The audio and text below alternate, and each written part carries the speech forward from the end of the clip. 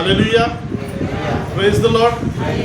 2026 या नवीन वर्षामध्ये आम्ही आलेलो आहोत आणि तुम्हा सर्वांचं मी येशूच्या नावामध्ये आजच्या नवीन वर्षामध्ये आणि नवीन वर्षाच्या या भक्तीमध्ये ख्रिस्त येशूच्या नावामध्ये स्वागत करत आहे. प्रभू तुम्हाला आशीर्वादित करो आणि नवीन वर्ष तुमच्यासाठी सर्वांसाठी विपुलतेचं, भरभराटीचं, आरोग्याचं आणि विशेष देवाच्या कृपेचं असं ठरो. आणि जर या वर्षात रॅप्चर झालंच तर तुम्हाला आणि मला वरती घेऊन जाण्याचं हे वर्ष येशूच्या नावामध्ये ठरव. म्हणजे आमेन म्हणेल काय? प्रभूला धन्यवाद असो की परमेश्वर चांगला आहे आणि त्याने या वर्षामध्ये आम्हाला पुन्हा एकदा एक संधी दिलेली आहे. आज बरेचसे असे लोक आहेत की ज्यांनी आजचं वर्ष पाहू शकले नाहीत, परंतु प्रभूने आम्हाला हे वर्ष पाहण्याची संधी दिलेली आहे आणि या संधीसाठी मी प्रभूच्या नावाला धन्यवाद देतो. आणि या वर्षाची सुरुवात करत असताना देवाचं वचन आम्ही पाहणार आहोत आणि त्या वचनातून आम्ही शिकणार आणि हे वचन आम्हाला वर्षभर पाळायचं आहे. फोर्थवाडी चर्चमध्ये रात्री आमची प्रार्थना झाली आणि तिथं जे वचन शिकवलं तेच वचन आज मी तुम्हाला या ठिकाणी शिकवणार आहे. आणि मग मी प्रार्थना करत होतो की प्रभू या वर्षाचं वचन काय आहे. एक 4-5 दिवस आधी प्रार्थना करत असताना प्रभूने एक वचन मला दिलं आणि त्या वचनाचा विषय असा आहे पश्चाताप. आणि मग त्या वचनासाठी प्रार्थना केल्यानंतर घोषित केलं आम्ही की हे वर्ष पश्चाताप करण्याचं वर्ष आम्ही साजरं करणार आहोत. कुठलं वर्ष? पश्चाताप करण्याचं वर्ष. आणि मग त्याच्यासाठी त्याने मला वचन दिलं मत्तई शुभवर्तमान 4 अध्याय आणि 17वे वचन आपण या ठिकाणी वाचणार आहोत. मत्तई याचा अध्याय 4 आणि वचन 17 मिळालं सर्वांना. तिथं असं लिहिलेलं आहे, तेव्हापासून येशू उपदेश करीत बोलू लागला की पश्चाताप करा, कारण स्वर्गाचे राज्य जवळ आले आहे. येशूविषयी बायबल साक्ष देते. बायबल सांगतं की तेव्हापासून म्हणजे येशूच्या सेवा कार्याची सुरुवात झाली तेव्हापासून येशू उपदेश करत किंवा सुवार्ता सांगत फिरला, वेगवेगळ्या ठिकाणी तो गेला आणि त्यावेळेस तो बोलू लागला किंवा शिकवू लागला. महत्त्वाचा संदेश त्याचा काय होता की पश्चाताप करा, कारण स्वर्गाचे राज्य जवळ आले आहे.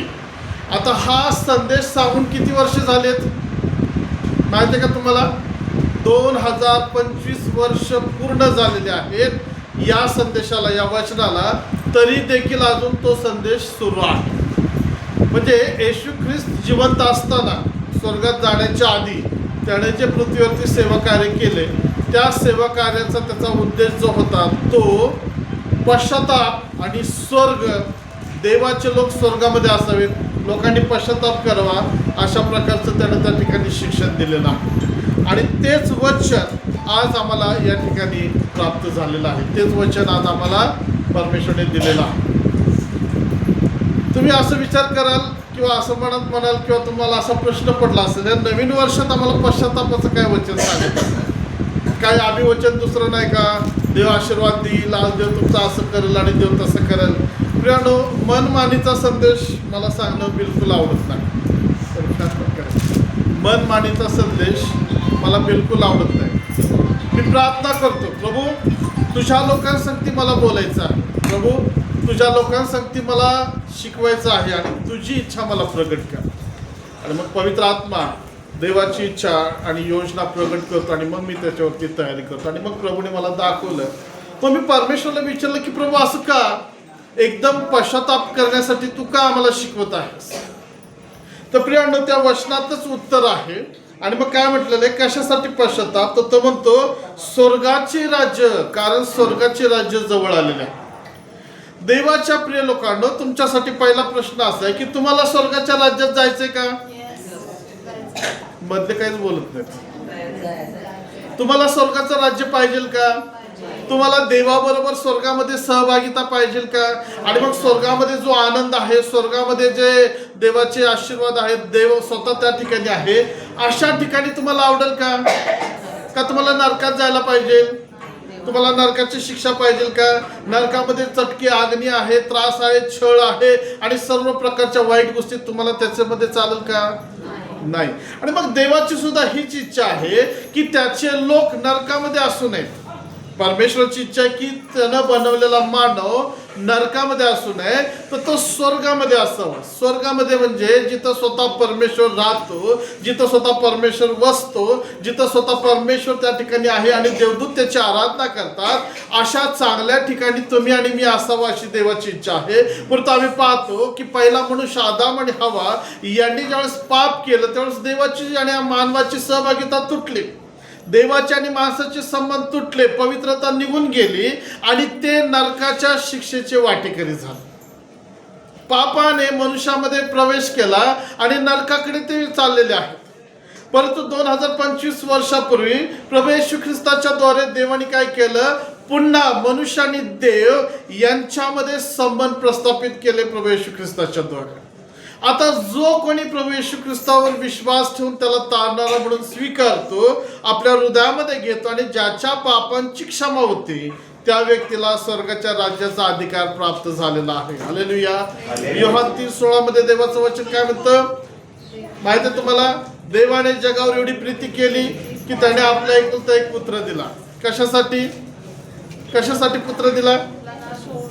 जो कोणी त्याच्यावर विश्वास ठेवतो, लक्षात घ्या, जो कोणी त्याच्यावर विश्वास ठेवतो, जो कोणी त्याला आपल्या हृदयामध्ये स्वीकारतो, जो कोणी बाप्तिस्मा घेतो, जो कोणी त्याच्या आज्ञाचं पालन करतो, जो कोणी प्रार्थना करतो, बायबल वाचतो, त्याच्या इच्छेप्रमाणे चालतो, त्याचा नाश होऊ नये तर त्या व्यक्तीला सार्वकालिक जीवन प्राप्त व्हावं यासाठी येशू ख्रिस्त आलेला आहे. देवाच्या प्रिय लोकांनो, देवाची पूर्वीपासूनची योजना आहे की तुम्ही आणि मी स्वर्गामध्ये असावं. Hallelujah, hallelujah. आणि जर स्वर्गात जायचं असेल तर पाप घेऊन स्वर्गात जायचं असेल तर पापी अंतःकरणाने आम्ही स्वर्गात जाऊ शकत नाही.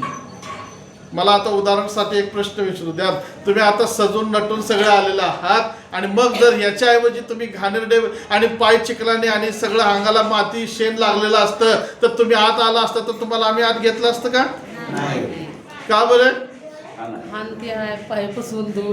आहे की नाही? घाण आहे तिथे.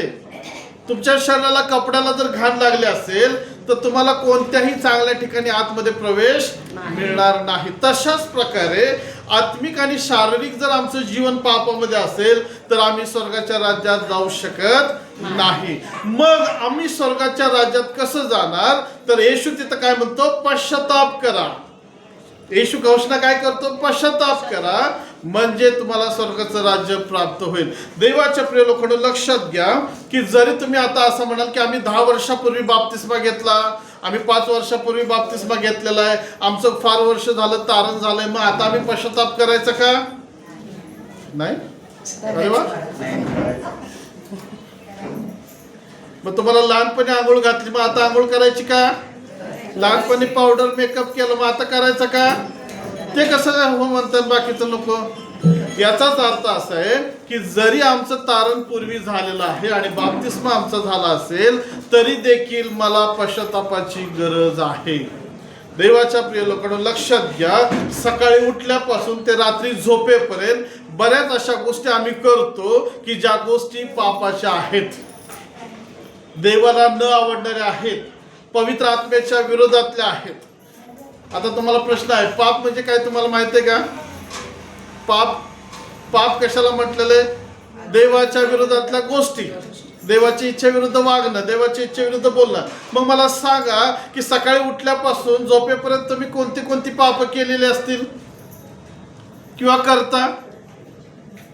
तुम्हाला जर आई किंवा बाबा उठवत असेल तर चिडता का? हे जरा झोपू दे, बोलताना रागानं. थंडी पडली आता मी नाही उठत, नाश्ता आम्हाला आवडत नाही, हा कशाला नाश्ता केलाय? होती ना अशी सुरुवात? काहीतरी आमच्या जीवनात सकाळपासून चालू होतं. मग तुम्ही कामावर जाता, मग तुम्ही शाळेमध्ये जाता, मग तुम्ही कॉलेजमध्ये जाता, मग तुम्ही गावामध्ये जाता, मग तुम्ही बाजारात जाता आणि मग अशा वेगवेगळ्या ठिकाणी जिथं तुमचा लोकसंपर्क येतो तिथं चिडाचिडी होती का? चिडाचिडी होती की नाही? तुम्ही जर गाडी चालवत असाल आणि दुसरंच कोणतरी तुम्हाला ओव्हरटेक केलं, झाशा दिला की राग येतो ना? याला काय चालवायला येते की नाही? बोलता की नाही असं? होय, ते ह्या गोष्टी आमच्या जीवनात घडतात. कधी कधी पवित्र आत्मा म्हणतो उठ आणि प्रार्थना कर, आणि आम्ही आळस करतो, हे पाप आहे. पवित्र आत्मा म्हणतो बायबल वाच, आम्ही वाचत नाही, काय बघत बसतो, हे की नाही? प्रॅक्टिकल उत्तर आलं की नाही? बरोबर ना? पवित्र आत्मा सांगतो कोणासाठी तरी गुडघे टेक, मध्यस्थीची प्रार्थना कर. आम्ही काय करतो, फेसबुक ओपन करतो, युट्यूब ओपन करतो, किंवा कोणाला तरी फोन करतो, आणि तो वेळ, प्रार्थनेचा वेळ आम्ही दुसऱ्यांसाठी बोलण्यामध्ये घालवतो. मग मला सांगा, या गोष्टीचा देवाला राग येईल का? या गोष्टी देवाला आवडतील का? म्हणजे या गोष्टी पाप आहेत की नाही? पाप आहे. बऱ्याच अशा सवयी आहेत, स्वभाव आहेत आमच्यामध्ये, आणि त्या गोष्टी घेऊन आम्ही धार्मिक जीवन जगण्याचा प्रयत्न करतो. आम्हाला कधी कधी समजतं आम्ही ही चूक करत आहोत, आम्हाला लक्षात येतं, किंवा पवित्र आत्मा दाखवतो, अरे तू इथं चुकलेला आहेस, तू वाईट बोललेला आहेस, तू शिवी दिली, तू खोटं बोललेला आहे, अरे तू मूर्तीपूजा केलीस, अरे तू तंबाखू खाली. पवित्र आत्मा सांगतो, दाखवतो, परंतु आम्ही ते ऐकत नाही आणि त्याची क्षमा मागत नाही, किंवा आम्ही ते देवाच्या जवळ कबूल करत नाही, आणि या गोष्टी घेऊन आम्ही चालत राहतो. मग मला सांगू द्या, आता जर तुम्ही अशा प्रकारचं जीवन जगत आहात, कदाचित तुम्ही मिसरी घासत असाल, कदाचित तुम्ही खोटं बोलत असाल, कदाचित तुम्ही प्रार्थना करण्याचं कंटाळा आळस करत असाल, कदाचित तुम्ही भांडण करत असाल, लावालावी करणं किंवा ऐकणं आणि दुष्ट योजना, ह्या सगळ्या पापाच्या गोष्टी चालू असतात, आणि अशात जर रॅप्चर झालं तर प्रश्न असा आहे, तुम्ही रॅप्चर मध्ये जाल का? तुम्ही रॅप्चर मध्ये जाल? मग कुठं जाल तुम्ही? कुठं जाल तुम्ही? मग तुम्हाला स्वर्गात जायचं मगाशी म्हटलं, मग आता तर तुमची कर्म तुम्हाला पुढे आहेत की तुम्ही नरकात जाल. मग देवाला तुम्ही स्वीकारलं, ख्रिस्ताला स्वीकारलंय, मग तुम्ही नरकात जाणं चांगलं आहे का? म्हणूनच जर मला स्वर्गात जायचं असेल आणि देवाबरोबरचं जीवन जगायचं असेल, तर जोपर्यंत मी स्वर्गात जात नाही किंवा मी मरण पावत नाही, तोपर्यंत मला माझ्या पातकांची देवाच्या जवळ कबुली द्यायची आहे आणि मला क्षमा प्राप्त करून घ्यायची आहे. देवाच्या प्रिय लोकांना, जोपर्यंत मी खरा पश्चाताप करून परमेश्वर सांगते मी पश्चातापी अंतःकरणाने चालत नाही, तोपर्यंत माझं जीवन व्यवस्थित होऊ शकत नाही. म्हणून येशू काय म्हणतो, पश्चाताप करा. आता मागील 2025 या सालामध्ये तुम्ही वर्षभर काय पाप केले असतील ती काय करा, आठवा, तुमच्या हृदयात आणा, मनामध्ये आणा, आणि विचारा की या पापांची मी देवाच्या जवळ कबुली देऊन क्षमा मागितलेली आहे का? ही पाप मी काय वर्षभर केलेली आहेत, काय मला त्याच्यापासून सुटका मिळालेली आहे का? एक दृष्टांत मी एका ठिकाणी वाचलं, एका फेसबुकवरती पाहिलं की तिथे एक क्लिप तयार केली होती, आणि मग एका बहिणीला नरकामध्ये टाकलं, जी विश्वासणारी होती, बाप्तिस्मा घेतलेली होती, प्रबोधन घेणारी होती, आणि तिला देवदूतांनी उचलून नरकामध्ये टाकलं, आणि ती ओरडायला लागली, मला नरकात टाकू नका, मी प्रार्थना करते, मी बायबल वाचत आहे. तिला समजा काय झालं. देवदूतांनी सांगितलं तुझी जागा इथं नाहीये, तुझी जागा नरकामध्ये आहे. तिला आश्चर्य वाटलं, आणि नरकात टाकल्यानंतर तिला त्रास व्हायला लागला. इकडं तिकडं बघत असताना, पुढं चाललेलं असताना तिला दिसलं तिचा नवरा पण नरकात आहे, आणि ती ओरडायला लागली, किंचाळायला लागली, त्रास व्हायला लागला. तो नवऱ्याला बघून त्याच्याजवळ गेले आणि विचारलं, तुम्ही कसं काय इथं? तुम्ही तर लय धार्मिक होता माझ्यापेक्षा, तुम्ही प्रार्थना करत होता.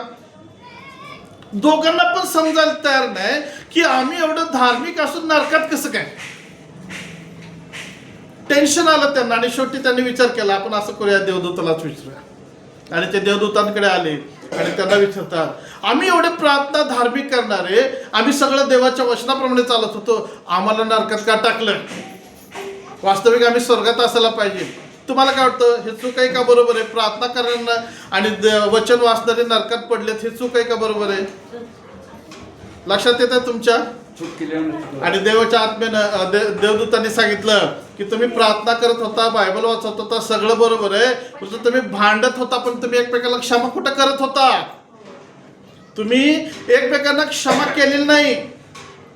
भले तुम्ही 20, 21, 22, 23 दिवस उपवास केले, प्रार्थना केले, आणि तुम्ही काही धार्मिकतेचे कार्य केलेले आहेत, परंतु तुम्ही आपसात एकमेकांना क्षमा केली नाही, म्हणून तुम्हाला नरकाच्या शिक्षेमध्ये टाकलेलं आहे. फक्त काय करायची होती?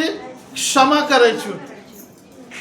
मग विचार करा, एक नुसती क्षमा जर केली जात नाही आणि त्याचा परिणाम नरकात जायला लागतो, तर अशी किती पाप आहेत की जी रोज तुम्ही आणि मी करतो आणि त्याचे परिणाम किती वाईट आणि भयंकर आहेत. मग 2025 फक्त आपण धरूया, मागचे वर्ष सोडून द्या. 2025 आता शेवटच्या क्षणापर्यंत, कालपर्यंत एका वर्षात तुम्ही किती पाप केली असते? दिवसाला एक जर पाप पकडलं तर वर्षाचे किती झाले? 365 पाप आम्ही केलेले आहेत. आणि हे 365 पापाचं ओझं घेऊन चालत असताना आमची जर क्षमा झाली नसेल आणि रॅप्चर जर झालं तर मी तुम्हाला खात्रीनं सांगतो ते पापाचं ओझं तुम्हाला वर जाऊ देणार नाही. Hallelujah, hallelujah. वर उचललं जायचं असेल तर काय केलं पाहिजे? आमच्या पायाला, आमच्या आत्म्याला जे पापाचं ओझं चिकटलेलं आहे ते ओझं काढून टाकलं पाहिजे. तो जो पापाचा ढीग, पापाचा गोळा ते आमच्या संगती आहे तो काढल्याशिवाय आम्ही वर जाऊ शकत नाही. मग याच्यासाठी मला काय करायचंय? याच्यासाठी येशू म्हणतो पहिली गोष्ट मला पश्चाताप करायचा आहे. देवाच्या प्रिय लोकांनो, जो म्हणतो की नाही मला पश्चातापाची गरज नाही, लक्षात ठेवा त्याला स्वर्गाची सुद्धा गरज नाही. जो म्हणतो मला पश्चातापाची गरज नाही, स्वर्ग त्याला स्वीकारत नाही. परंतु जो पश्चाताप करतो देव त्याच्यावरती दया करतो. हालेलुया. जो पश्चाताप करतो देव त्याला जवळ घेतो. जो पश्चाताप करतो देव त्याच्या पापांची क्षमा करतो. आणि मग तो उदळा मुलगा, पुत्र डोकरामध्ये बसला होता, त्याला खायला सुद्धा मिळत नव्हतं. आणि मग त्याने विचार केला की माझ्या बापाच्या घरी जे नौकर आहेत ते सुद्धा चांगलं अन्न खातात आणि मी या घाणीत पडलो की मला अन्न सुद्धा नाहीये. कशामध्ये होता तो? डुकरं चारणाऱ्याच्या त्या कळपांमध्ये, डुकरं सांभाळण्याच्या त्या कामामध्ये होता. लक्षात घ्या, पवित्र शास्त्राप्रमाणे डुक्कर हे अशुद्ध प्राणी आहे. आणि डुक्कर म्हणजे एकदम खालची लेवल, घाणेरडं. म्हणजे त्याचं शारीरिक आणि आत्मिक जीवन काय झालं होतं? देवापासून लांब गेल्यामुळे इतकं खालचं आणि थर्ड क्लास ज्याला आम्ही म्हणतो, एकदम घाणेरडं जीवनाची ते त्या लायकीमध्ये तो गेला होता. कशामुळं? स्वतःच्या इच्छेने चालल्यामुळं. कशामुळं? वाटा मागितल्यामुळं. कशामुळं? बापाला सोडल्यामुळं. आणि अशा त्या नीच आणि खालच्या अवस्थेमध्ये असताना त्यानं विचार केला की मी इथं का बसावं, का पडावं? काय करूया? बापाकडे जाऊया. काय करूया? बापाला हाक मारूया. आणि मग एक दिवस त्यानं निश्चय केला. आणि मग बायबल सांगता आम्हाला तो उठला आणि बापाकडे गेला. बापाने लांबनच त्याला पाहिलं आणि जाऊन त्याला मिठी मारली आणि म्हटला माझा मुलगा परत आलेला आहे. हालेलुया. परंतु मुलगा काय म्हणतो? बाबा तुमच्या विरुद्ध आणि स्वर्गाविरुद्ध मी पाप केलेलं आहे. मी तुमचा मुलगा म्हणून घेण्याच्या लायकीचा नाही, निदान नौकर तरी मला बनवा. प्रियानो, त्या मनुष्याला, त्या मुलाला समजलं की मी किती वाईट अवस्थेमध्ये, पापामध्ये आहे. मी किती गलिच्छ अपवित्र जीवन जगत आहे. मी किती वाईट संगतीमध्ये आहे आणि मी किती खाली गेलेलो आहे. एक चांगलं घर माझं असताना आता डुकरांच्या त्या घाणीमध्ये, त्या सर्व वासामध्ये मी तिथं पडलेलो आहे. माझी किती लायकी खाली गेलेली आहे. पण त्याने काय केलं? पश्चाताप केला. बायबल म्हणतं तो आपल्या बापाकडे परत आला आणि मग त्या बापाला आनंद झाला. पश्चाताप केलेला त्या मुलाकडे बघून बापाला आनंद झाला. बापाने त्याला मिठी मारली. नोकरांना म्हटलं याला आंघोळ घाला, त्याला चांगले कपडे घाला, याच्या बोटात अंगठी घाला, पायात जोडे घाला आणि मोठी मेजवानी करा. आणि प्रियांना आम्हाला दिसतं की त्या ठिकाणी आनंद साजरा झालेला आहे. Hallelujah, hallelujah. तुम्ही आणि मी वर्षभरात काही पाप केले असतील, आम्हाला पश्चाताप करायचा आहे. वर्ष सोडा, कालच्या रात्रीपर्यंत जर आम्ही काही पाप केलं असेल, कालची रात्र सोडा, सकाळी उठल्यापासून चर्चमध्ये येईपर्यंत आणि इथं बसून मनात विचार केलेले काही असतील, अशी प्रत्येक क्षणाची नोंद ठेवली जाते. आणि देवाची इच्छा की त्या प्रत्येक क्षणाची आम्ही पश्चातापाची मागणी करावी, आम्ही पश्चाताप करावा, जेणेकरून आमच्या पापांची क्षमा होईल. तर लक्षात घ्या, आम्हाला पश्चाताप करणं गरजेचं आहे. मग प्रश्न असा पडतो की पश्चाताप म्हणजे काय? प्रश्न काय आहे? पश्चाताप म्हणजे काय? तर पश्चाताप म्हणजे कबूल करायचं आणि सोडून द्यायचं, परत त्या मार्गात जायचं नाही.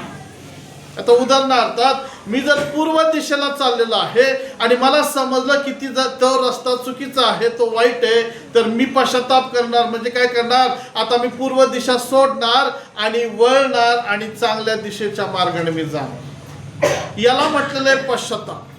बायबलच्या दृष्टिकोनातून पश्चाताप काय आहे?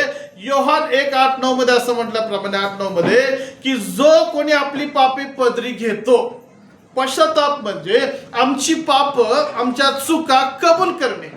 नीतिसूत्रामध्ये म्हटलेलं आहे जो कोणी आपली पापे किंवा आपले अपराध कबूल करतो आणि सोडून देतो. कबूल करणे की होय प्रभू मी पापी आहे, होय हे अमुक अमुक पाप मी केलेलं आहे, याला म्हटलं जातं कबुली देणे.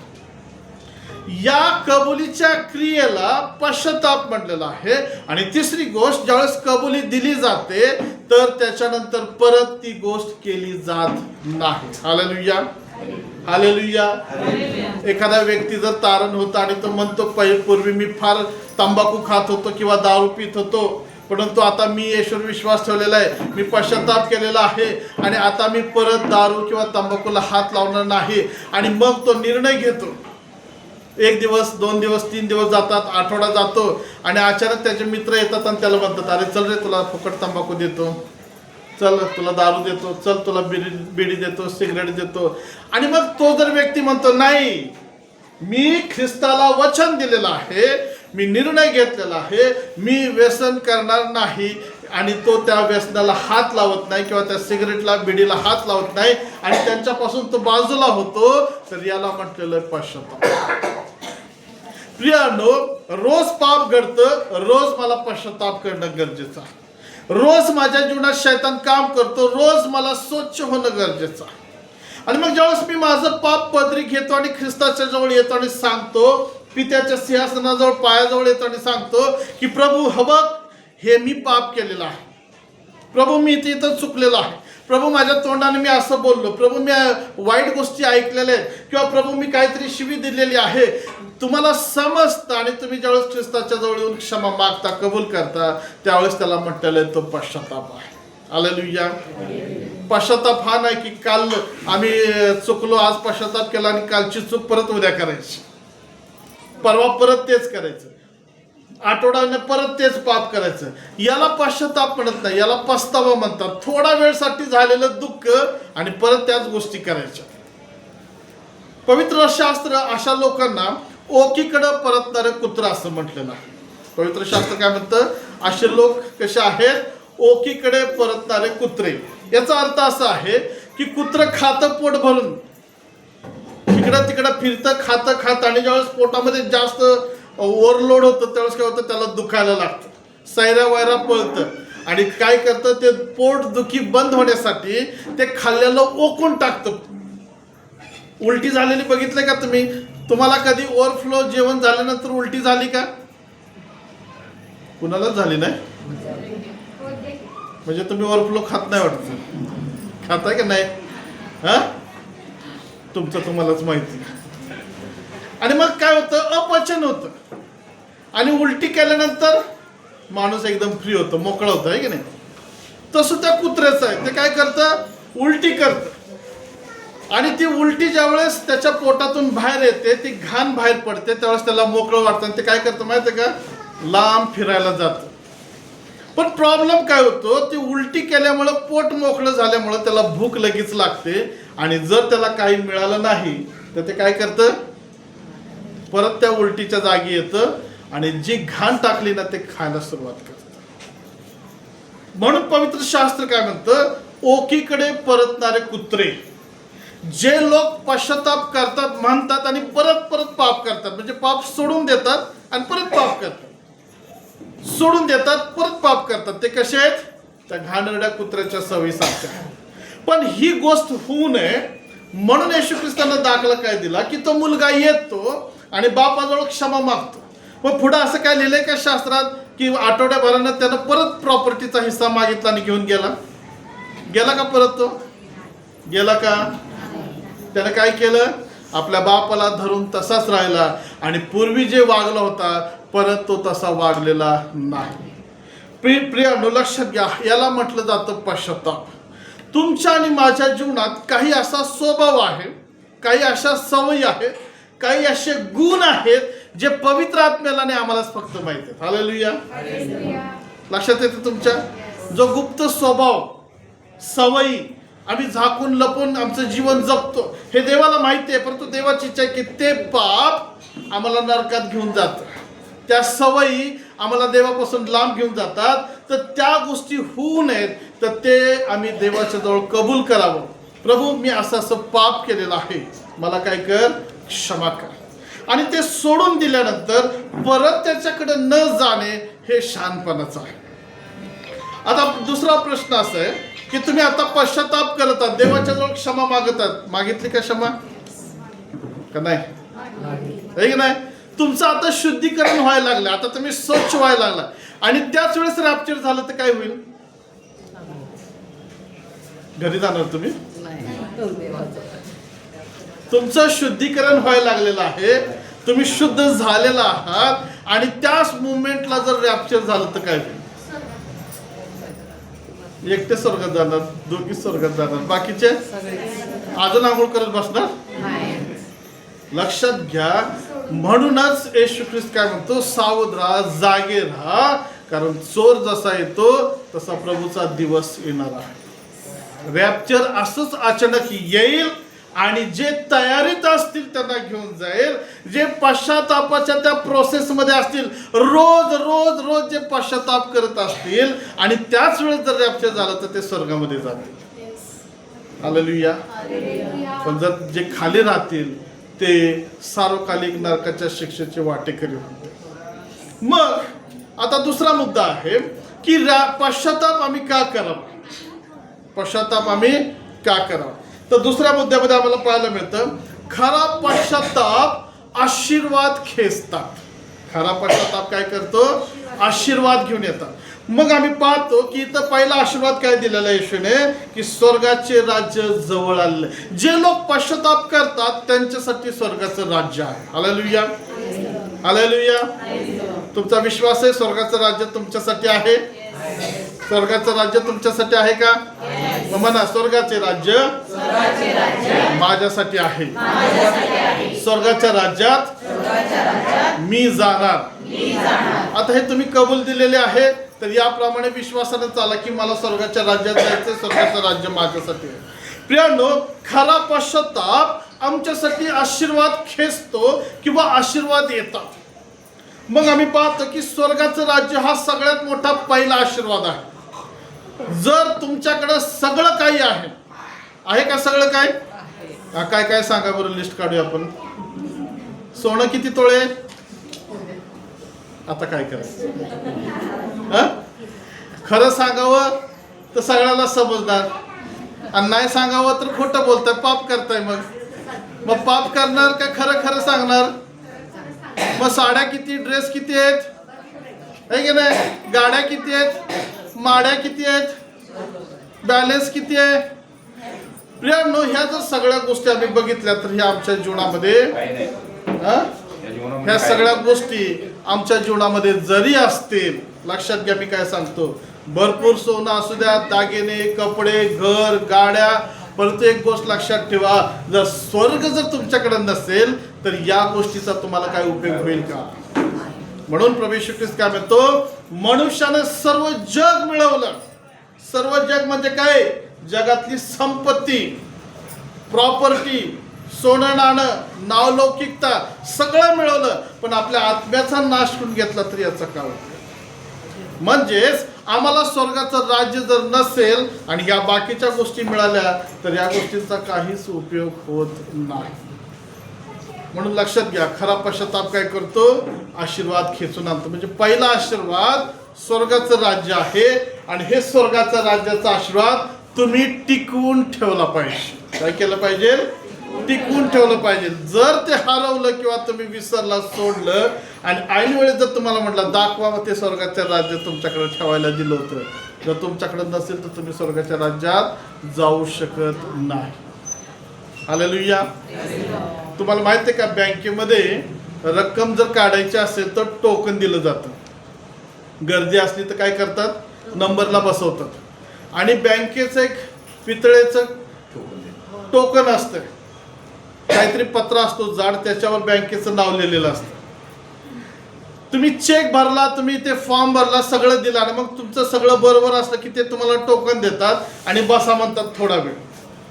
आणि ज्यावेळेस तुमचं नाव पुकारलं जातं, तुम्ही तिथं जाता, तुम्हाला पैसे मिळतात का लगेच? पैसे का मिळत नाहीत? नाही, जरी तुमचा फॉर्म तिथं आत भरलेला असेल पण त्यांना पुरावा लागतो. कशाचा?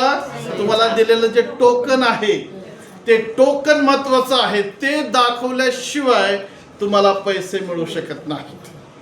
देवाच्या प्रिय लोकांनो, स्वर्गाचं राज्य हे टोकन आहे जे विश्वासाच्या द्वारे देवाने तुमच्याकडे दिलेलं आहे.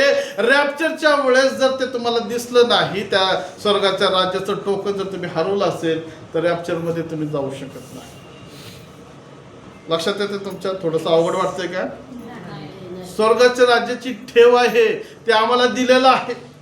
कारण शास्त्र काय म्हणतं, जो कोणी त्याच्यावर विश्वास ठेवतो त्याला स्वर्गाचं राज्य प्राप्त होतं. मग आता प्रश्न, तुम्हाला स्वर्गाचं राज्य मिळालंय की नाही?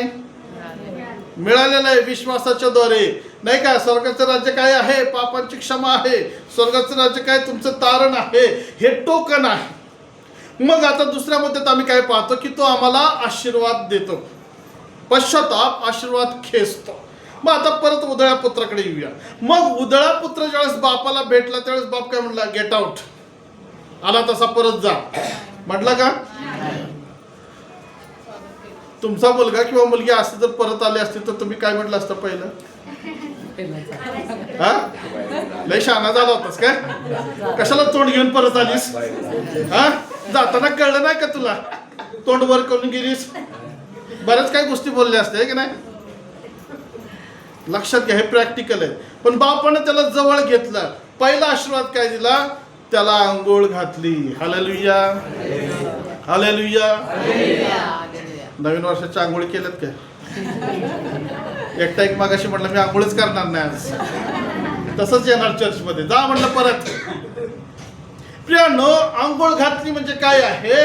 त्याचा सर्व घाणेरडापणा पहिला काढला आणि त्याला स्वच्छ केलेला आहे. जो व्यक्ती पश्चाताप करतो, देव त्याच्या जीवनात पहिलं शुद्धतेचं काम करतो. Hallelujah, hallelujah. शुद्धता ही देवाची देव आमच्याकडनं अपेक्षा करतो आणि त्याला दुसऱ्या भाषेमध्ये म्हणलेलं आहे की तो आम्हाला त्याच्यासारखं पवित्र बनवतो. Praise the Lord, hallelujah. स्वर्गाच्या राज्यात आणि रॅप्चर मध्ये पवित्रतेशिवाय कोणी जाऊ शकत नाही. Praise the Lord. तुम्ही म्हणाल आम्ही रोज आता कुठला कुठला साबण आणि शॅम्पू लावतो आणि सुगंधी उठणं लावतो, मग आम्ही स्वच्छ आहे. परंतु आत्मिक पवित्रता आणि शुद्धता जर नसेल तर आम्ही स्वर्गाच्या राज्यात जाऊ शकत नाही. मत्ते 5:8 मध्ये म्हटलेलं आहे, जे अंतकरणाचे शुद्ध. हालेलुया. पुढचं वचन कसं आहे? ते देवाला पाहतील. मग तुम्ही शुद्ध आहे का? आता आवाज बंद झाला. आता तुम्ही जर पश्चाताप करत आहात तर तुम्ही शुद्ध आहात. तर मग ते वचन असं पूर्ण करा, मी अंतकरणाचा शुद्ध म्हणा की मी देवाला पाहीन. लक्षात घ्या, पापी अंतकरण आणि अशुद्ध अंतकरण असेल तर देवाचं दर्शन होऊ शकत नाही. येशू याला जर आम्हाला बघायचं असेल आणि स्वर्गाला जर आम्हाला बघायचं असेल तर शुद्धतेशिवाय आम्हाला पर्याय नाही. मग आम्ही पाहतो की या ठिकाणी पहिली गोष्ट आम्ही पाहिलं की तो आम्हाला काय करतो? शुद्ध करतो. शास्त्र म्हणतं, नव्या करारामध्ये आम्ही पाहतो, पत्रांमध्ये पाहतो की प्रभू येशूचे रक्त आम्हाला सर्व अधर्मापासून शुद्ध करते. हालेलुया. काय म्हटलेलं आहे वचन? प्रभू येशूचे रक्त आम्हाला सर्व अपराधांपासून, पापापासून शुद्ध करते. म्हणजे पहिला आशीर्वाद काय येतो? आम्हाला शुद्धता येते. Praise the Lord. मग दुसरं काय म्हटला तो बाप? उधळ्या पुत्राचा बाप आंघोळ घातला तर तसंच बस. मग त्याला चांगली वस्त्र आणलेली आहेत. तो म्हणतो याला चांगले वस्त्र घाला, ह्याची मळके कपडे काढले. आता प्रियानो, वस्त्र काय? त्याला दोन अर्थ आहेत. पहिला म्हणजे धार्मिकता आणि दुसरं आमचं तारण, तारणाची वस्त्रे. तारण म्हणजे क्षमा. क्षमेची वस्त्र, धार्मिकतेची वस्त्र तो आम्हाला चढवतो. प्रियानो, पाप आम्हाला आमची धार्मिकता काढून टाकते, परंतु क्षमा आम्हाला धार्मिकता झाकून टाकते. Hallelujah, hallelujah. दुसरा आशीर्वाद काय येतो? आम्हाला क्षमा प्राप्त होते, आम्हाला तारणाची वस्त्र देव देतो. लक्षात घ्या, क्षमा झाली म्हणून तुम्ही कसं पण जीवन जर जगत असाल तर ते देवाला चालत नाही. तुमची क्षमा तुम्ही टिकवून ठेवली पाहिजे. जसं टोकन म्हणले ना, तसं क्षमा हे एक टोकन आहे, हे तुम्हाला टिकवायचं. मग क्षमा कशी टिकवायची? जर येशूने तुम्हाला आज विचारलं काय प्रूफ आहे तुमची क्षमा झाली, मला दाखवा, काय दाखवणार त्याला? तुम्ही काय सांगणार? पश्चातापाशिवाय आम्ही त्याला क्षमा दाखवू शकत नाही. रोज मला पश्चाताप करायचा आहे, क्षमा प्राप्त करायची आहे, ही माझ्यासाठी असणारी रोजची एक क्रिया आहे. प्रभूने आज माझ्याकडे बघायला पाहिजे, अरे यानं क्षमा प्राप्त केली. थोड्या वेळानं बघितलं तर अरे हा आता पश्चाताप करते. अजून थोड्या वेळानं बघितलं तर त्याला दिसायला पाहिजे, अरे हा परत पश्चाताप करत आहे. माझ्याकडे तो बघल त्यावेळेस मी पश्चाताप किंवा प्रार्थना करताना, बायबल किंवा पश्चाताप वाचताना मला देवाला दिसायचं आहे. हालेलुया. ही तारणाची वस्त्र आहेत, ही क्षमेची वस्त्र आहेत, जे देव आम्हाला चढवतो. परंतु ज्याची क्षमा झालेली नसेल, लक्षात घ्या मी काय सांगतो. काही लोकांचं असं झालेलं आहे, एकदा पश्चाताप केला, एकदा बाप्तिस्मा घेतला, एकदा क्षमा झाली, बस आता कसं पण जीवन जगा. हालेलुया. मन मानेल तसं जगा. कधी पण उठान, कधी पण चर्चला या, नाही गेलं तरी चालतं, बायबल नाही वाचलं चालतं, नाही दशमांश दिला चालतं, नाही शास्त्र वाचनाचं मनन केलं तरी चालतं. परंतु प्रियांनो, या गोष्टी तुमची क्षमा राखत जातात, क्षमा होत नाही. आणि अचानक जर तुम्ही येऊन म्हटला प्रभू मला स्वर्गात घे, घेईल का होतो? घेईल का? दार बंद झालं आणि 5 जणी आल्या. कुणाकुणाचं नाव घेऊया त्या 5 जणीमध्ये जे बाहेर राहिल्या होत्या? नको. त्या 5 जणी मूर्ख होत्या. शास्त्र त्यांचं नाव काय देतं? मूर्ख स्त्री, मूर्ख कुमारी. त्या आल्या आणि म्हटल्या प्रभू दार उघड. दार बंद झालं. प्रश्न आता तुम्हाला विचार करण्यासाठी आहे, त्या आत का जाऊ शकल्या नाही? ठीक आहे, वेळ झाला. आता त्याला पण दुसरा प्रश्न आहे, त्यांना वेळ का झाला? यस, तिथं तेल नव्हतं त्यांच्या दिव्यामध्ये. देवाच्या प्रिय लोकांना लक्षात घ्या, जर कदाचित तो नवरा असेल, विचारला असेल तुझ्याकडे तेल आहे, चल माझ्या संगती. तुझ्याकडे तेल आहे, चल माझ्या संगती. तसं येशू विचारलं तुझ्याकडे क्षमा आहे, चल माझ्या संगती. हालेलुया. तुम्ही आता म्हणाल प्रभू आता मी पश्चाताप करतो. प्रभू काय म्हणाल? वेळ निघून गेलेली आहे. प्रभू आता मी गुडघे टेकतो, आता मी निर्णय घेतो, आता मी क्षमा मागतो, आता मी बायबल वाचेल, आता मी प्रार्थना करेन, आता मी स्वार्थ सांगेल. प्रभू काय म्हणाल? वेळ निघून गेलेली आहे. क्षमा ती वस्त्र आम्हाला टिकवून ठेवायची. तिसरं आम्ही पाहतो, तिसरा आशीर्वाद. मग वस्त्र घातल्यानंतर काय आलं तिथं?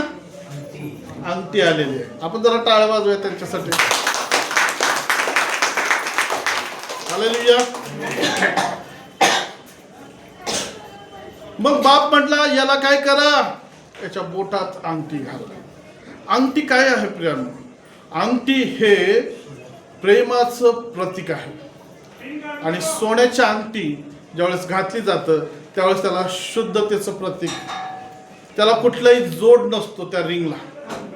अखंड प्रेम, देवाचं प्रेम, देवाची कृपा त्या पश्चाताप करणाऱ्या व्यक्तीवर जास्त येते. Hallelujah, hallelujah.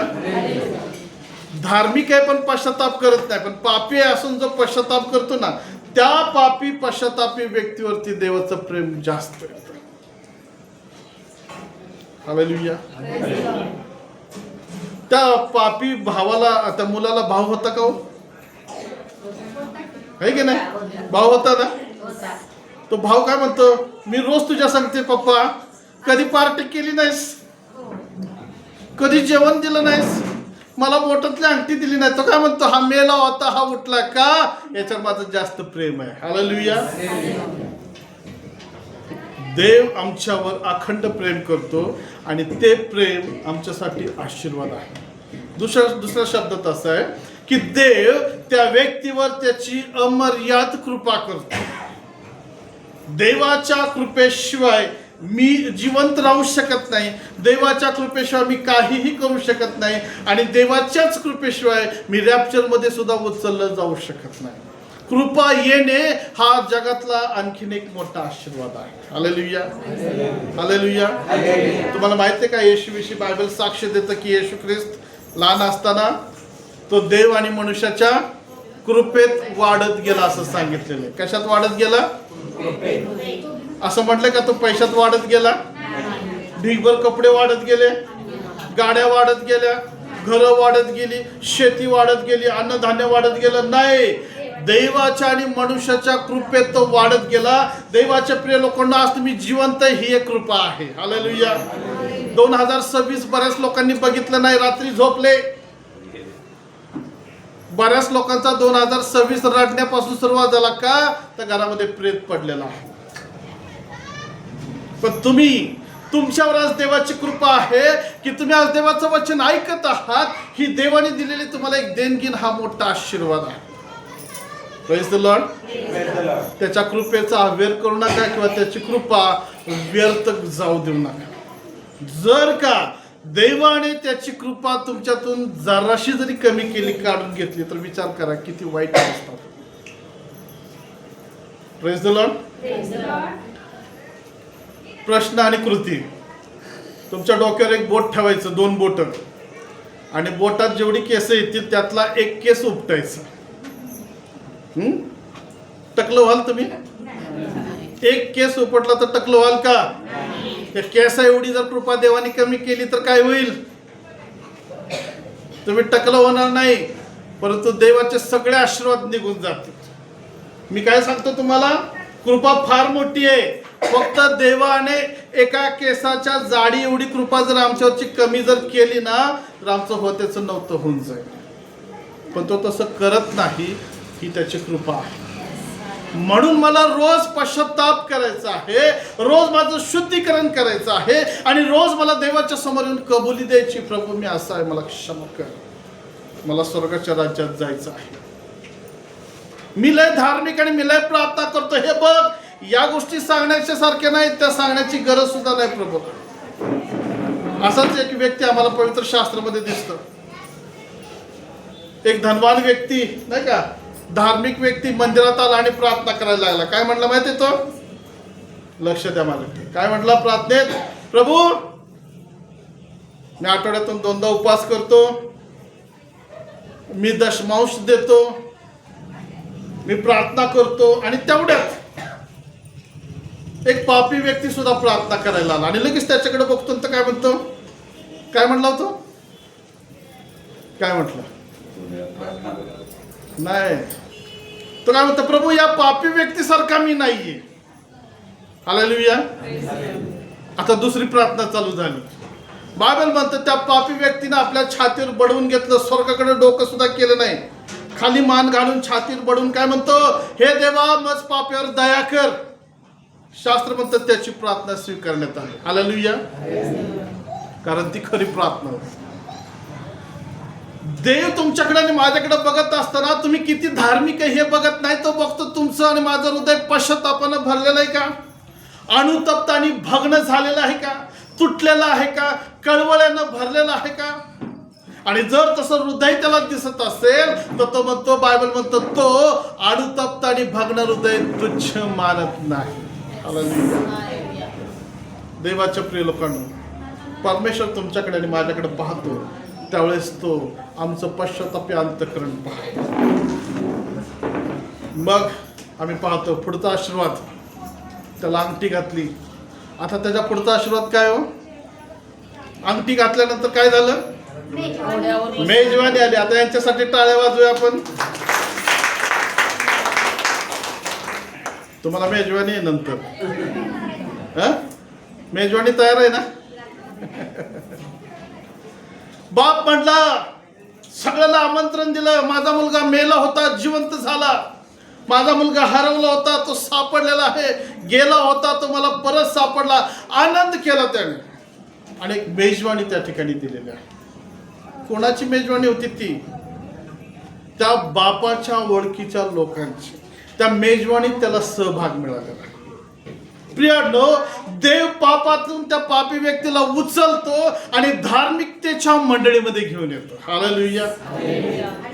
तिथं वचनाची मेजवानी असते, तिथं आराधनेची मेजवानी असते, तिथं पवित्र आत्म्याच्या अभिषेकाची ओतणी असते, तिथं देवाचं प्रगटीकरण असतं, तिथं वचनाची देवाणघेवाण असते आणि मग त्या मंडळीमध्ये देव त्या व्यक्तीला घेऊन येतो. Praise the Lord.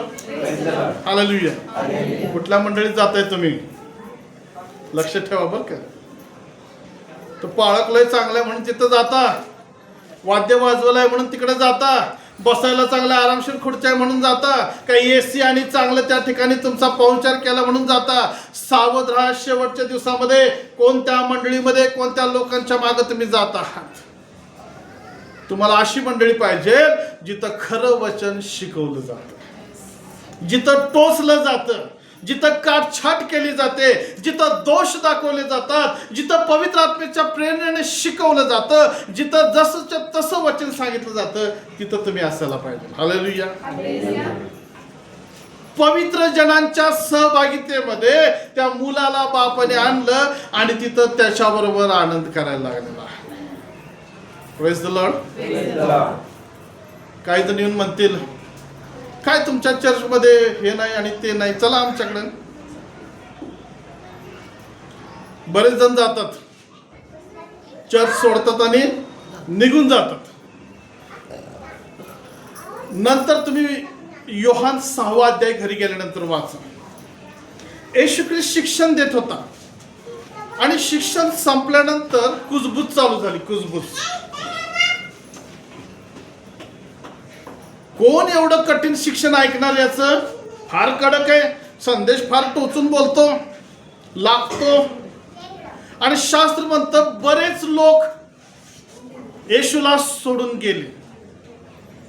60 वचनापासून 66 वचनापर्यंत वाचा तो वृत्तांत.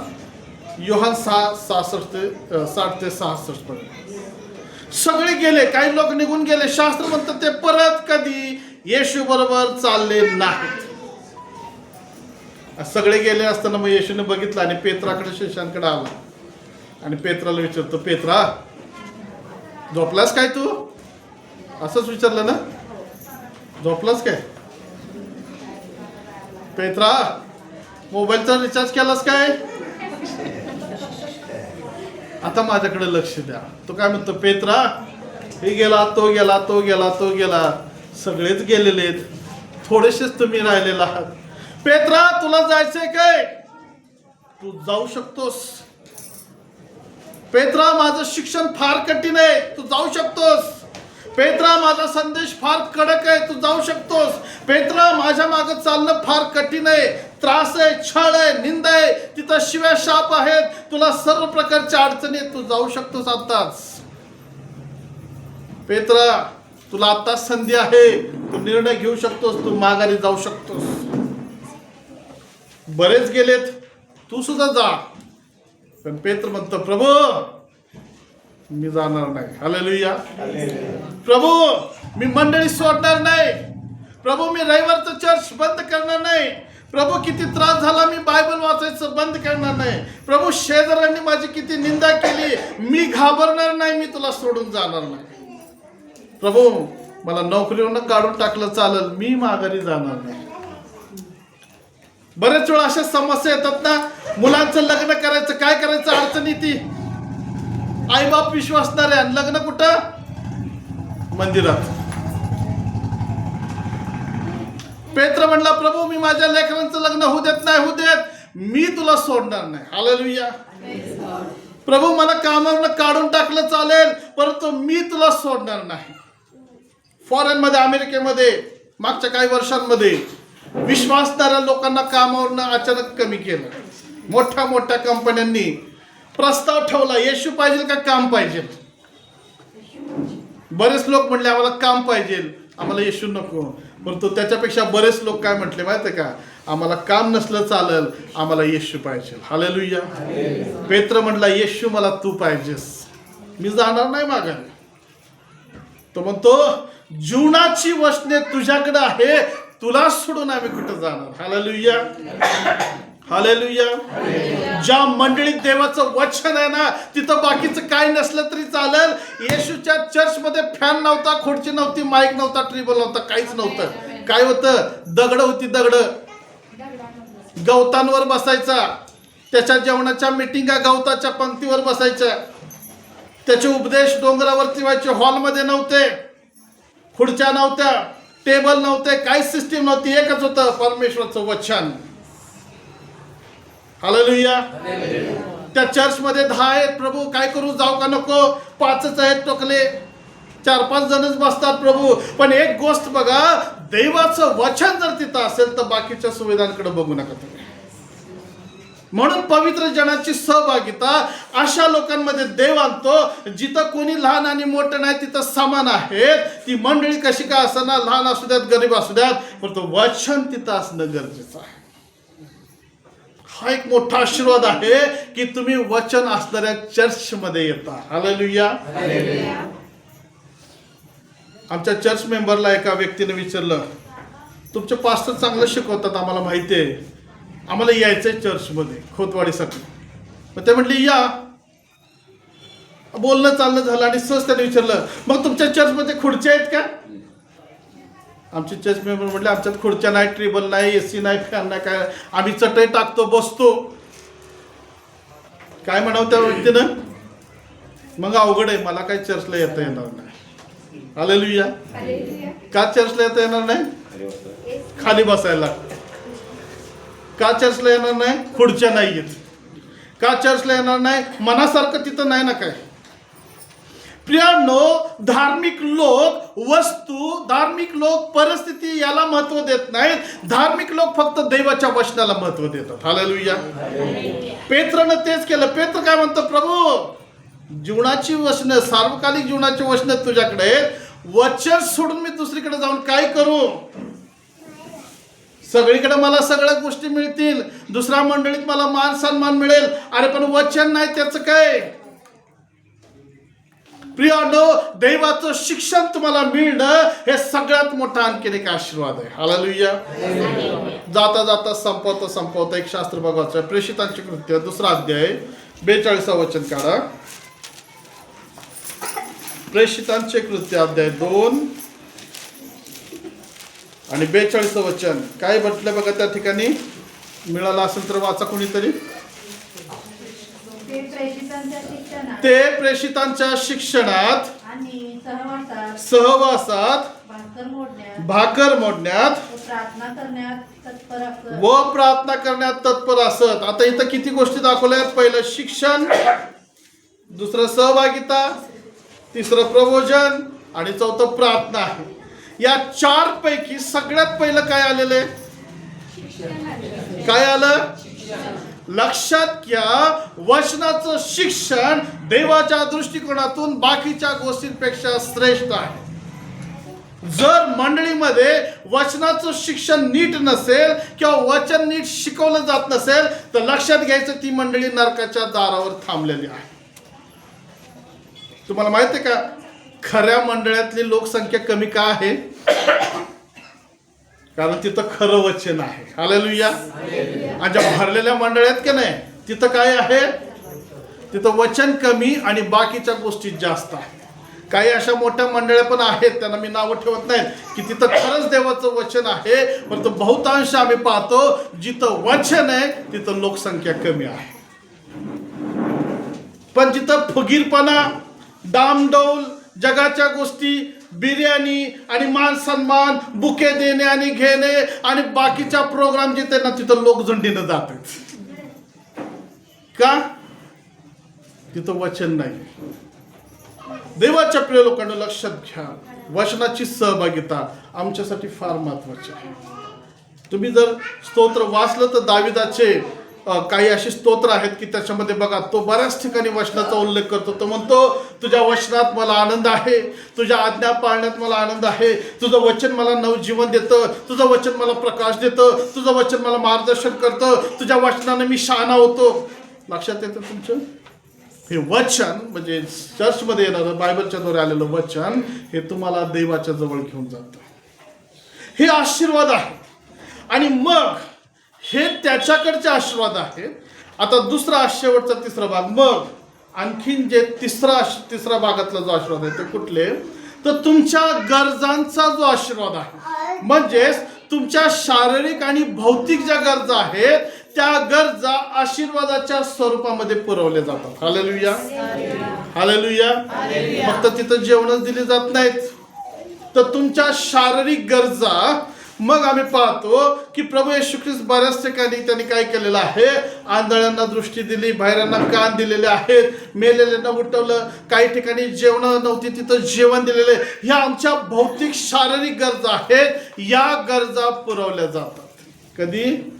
ज्यावेळेस पश्चाताप केला जातो त्यावेळेस, ज्यावेळेस शुद्धतेचं जीवन आणि ज्यावेळेस वचनाद्वारे जीवन जगलं जातं त्यावेळेस हे आशीर्वाद आमच्या जीवनामध्ये येतात. प्रियांनो, आम्ही धार्मिक आहे म्हणून तो आमच्यावर दया करतो असं नाहीये, तर तो दयावान आहे आणि त्या दयावानपणामध्ये तो आमचं हृदय पाहतो की ते कसं आहे. जर ते पश्चातापी अंतःकरणानं भरलेलं असेल तर तो बापासारखा आम्हाला कवटाळतो, येतो आणि घेतो, आमच्या ठाई आनंद करतो, आम्हाला चांगल्या लोकांमध्ये बसवतो आणि आमच्या ज्या काही भौतिक गरजा आहेत त्या ख्रिस्त येशूच्या द्वारे पूर्ण करतो. Praise the Lord, hallelujah. देवाच्या प्रिय लोकांना लक्षात घ्या, आज तुमची काही गरज असू द्या, देव पुरवण्यास समर्थ आहे. आज तुमची काही मागणी असू द्या, देव तुम्हाला देणार आहे. या 2026ची आज सुरुवात करत असताना पश्चाताप करा, पश्चाताप करा, देवाबरोबर चाला, शुद्धतेमध्ये आणि पवित्रतेमध्ये राहा आणि वर्षभर देवासंगती पश्चातापी अंतःकरणाने नाते संबंध. तुमचा विश्वास आहे का की देव तुम्हाला स्वीकारेल? तुमचा विश्वास आहे 2026 मध्ये राहिलेले आणि चालू सगळे आशीर्वाद देव तुम्हाला देणार आहे का? नाहीये? देणार ना? देणार काय? पश्चाताप करणं गरजेचं आहे. हालेलुया. उद्या पुत्रासारखं त्याच्याकडे येणं गरजेचं आहे आणि त्या परमेश्वराला हाक मारणं गरजेचं आहे. या प्रेरणा आपण आपल्या जागेवरती उभं राहूया, आपले डोळे झाकूया, खाली माना घालूया, पश्चाताप करूया, आपले डोळे परमेश्वराकडे लावूया. तुमचे डोळे बंद करा, तुमचे डोळे बंद करा आणि परमेश्वराकडे लक्ष लावा. आपल्या हृदयामध्ये विचार करा की 2025 मध्ये कालच्या क्षणापासून आतापर्यंत काय माझ्याकडनं पाप चुका झालेल्या आहेत काय? देवाच्या विरुद्ध, माणसाविरुद्ध मी पातक केलेले आहेत काय? तर देवाला क्षमा मागा. देव तुम्हाला क्षमा करण्यास तयार आहे. तो उदळा पुत्र, तो मुलगा बापाकडे येऊन म्हणतो, बाबा मला क्षमा करा, आणि त्याला क्षमा झालेली आहे. आणि म्हणून ही वेळ आम्ही क्षमा मागण्याची आणि क्षमा प्राप्त जीवन जगण्याची. आणि निर्णय घ्या, क्षमा मागितली तर परत मी पापामध्ये जाणार नाही. तर देवाला कृपा मागा की प्रभू मी पाप करू नये म्हणून तुझं वचन जपून ठेवण्यास मला मदत कर. मला शुद्ध आणि पवित्र जीवन जगण्यास तुझी कृपा पुरव. प्रभू हे वर्ष मला तू दिलेलं आहेस, त्या वर्षामध्ये शुद्ध आणि पवित्र जीवन जगण्यास मदत कर. या वर्षात तुझी सेवा करण्यासाठी मला मदत कर. या वर्षात तुझी इच्छा पूर्ण करण्यासाठी मला मदत कर. आणि रॅप्चरमध्ये जाण्यासाठी मला पश्चातापी अंतःकरण शुद्ध जीवन जगण्यास तू मला मदत कर. प्रार्थना कर. स्वर्गातून पाहणारे आमचे जिवंत सेनाधीश बापा, आम्ही तुझ्या पवित्र नावाला धन्यवाद देतो. प्रभू आज आम्हाला तुझ्या वचनातून तू बोललास, आमची भेट घेतलीस, तुझे आभार मानतो. पश्चाताप करा कारण स्वर्गाचे राज्य जवळ आलेलं आहे. पश्चाताप करा, रॅप्चर जवळ आलेलं आहे. पश्चाताप करा, आज आम्हाला शेवटची संधी मिळालेली आहे.